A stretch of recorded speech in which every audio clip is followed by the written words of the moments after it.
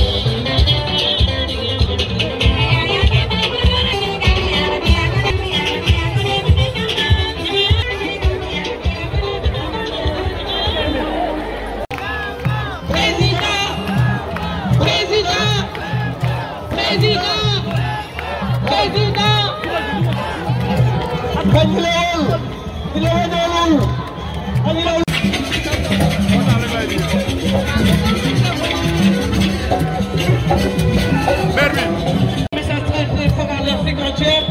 au monde entier parce que tey suñu doom muy Ousmane Sonko le président tey dina def fi gis Sonko